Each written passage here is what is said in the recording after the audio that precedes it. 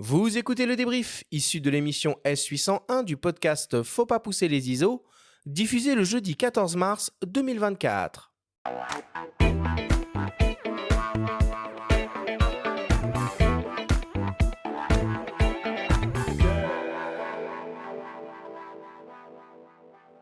Nous sommes toujours avec le photographe Marc Daviet pour cette grande masterclass dédiée à la réalisation de photographies en haute montagne. C'est le moment du débrief qui vous est présenté par ipln.fr, le spécialiste photo et vidéo.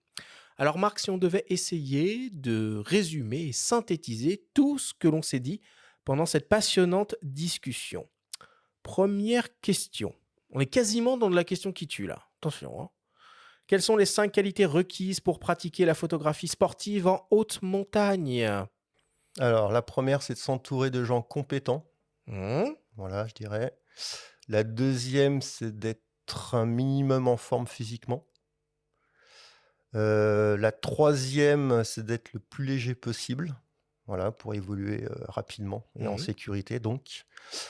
La quatrième, je pense que c'est d'avoir repéré et anticipé l'endroit où tu vas shooter pour savoir à quelle heure le soleil va sortir de la paroi, à quel moment la chute de neige va arriver. Voilà. Et la dernière qualité, qu'est-ce que ça pourrait être? On peut s'arrêter à 4 aussi, hein. Non, je pense que non, je pense que justement c'est aussi, se laisser aller sur le terrain et être aussi à l'écoute de ce qui t'entoure et justement, ne pas avoir trop d'œillères sur, tout ce que tu as pu anticiper en amont.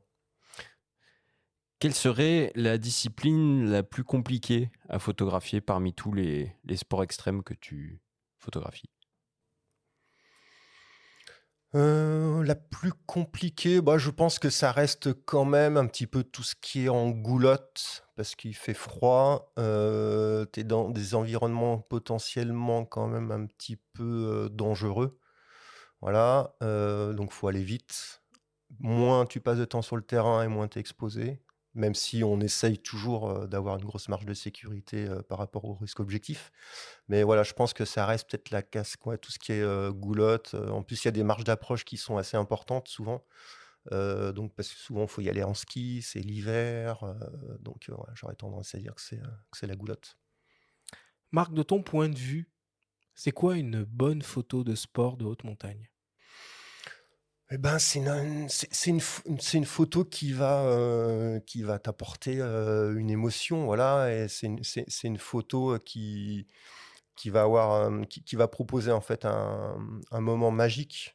Moi je pense qu'une belle photo, c'est une photo que tu peux pas, refaire. Voilà, tu peux la faire. C'est une jolie définition, ça, tiens. La première fois que je l'entends, j'aime bien. Ouais, je pense que c'est une photo, voilà, tu l'as shootée, tu l'as, ben, tu pourras jamais la refaire. Si tu ça, il y a quelque chose de magique dans ta photo. Donc pour moi, ce serait peut-être ça, une photo que tu peux pas dupliquer. Est-ce que tu pratiques toutes les activités que tu photographies? Non, loin de là. J'en ai pratiqué beaucoup. Alors, si, je les pratique quasiment toutes, mais pas au niveau des athlètes, que je photographie, loin de là, hein, bien, bien, bien loin de là. Mais, bah, de toute façon, on va dire qu'à 90 du temps, je suis obligé de les pratiquer pour pouvoir me déplacer avec eux. Qu'est-ce qui est le plus compliqué à gérer en haute montagne pour tes shoots? Est-ce que c'est la météo, la hauteur, la sécurité ou la difficulté technique d'accès au site? Le plus compliqué, alors justement, je pense que le plus compliqué, ça doit être la difficulté d'accès au site, donc le poids en fait. Moi, mon premier ennemi, c'est vraiment le poids. Plus je suis lourd et plus c'est compliqué pour moi. Et après, ben, bien sûr, tout de suite, toute la partie, sécurité, donc placement, voilà, toute la marge de sécurité qu'on est obligé d'avoir pour être en sécurité. Et est-ce que tu as une limite en termes de poids, justement, par rapport à ton sac photo? Et qu'est-ce qu'on y trouve dans ce sac photo?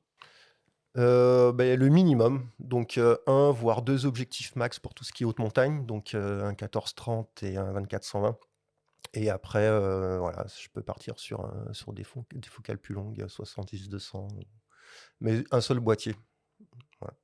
Et tu le pèses pas, le sac, non? T'es J'ai pas trop. au gramme près comme les trailers.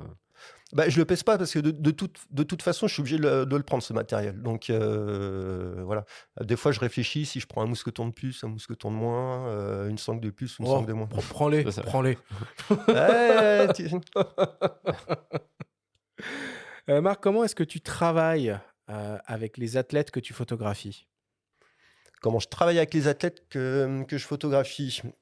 Eh bien, souvent, je leur demande ce qui les motive eux, déjà.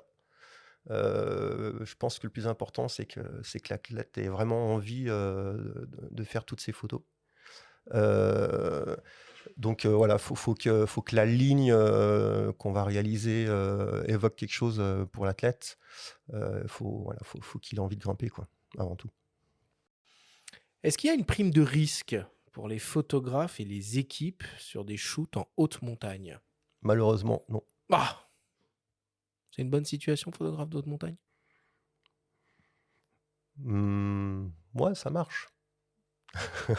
Non, en fait, une bonne situation. Bah écoute, moi je suis en montagne, donc ça me plaît. Top. Et est-ce que finalement l'utilisation du drone, c'est pas plus raisonnable que d'aller sur des parois C'est plus raisonnable quand vraiment l'environnement est trop problématique au niveau des gens qui font les prises de vue. C'est sûr que c'est beaucoup mieux. Ça permet aussi de gagner énormément de temps. Ou alors des fois d'en rajouter. Par exemple, quand on fait de la vidéo, il faut que les athlètes retournent une deuxième fois dans la voie. Donc ça, des fois, c'est une deuxième journée de tournage, même souvent. Donc voilà. Mais non, c'est un super outil.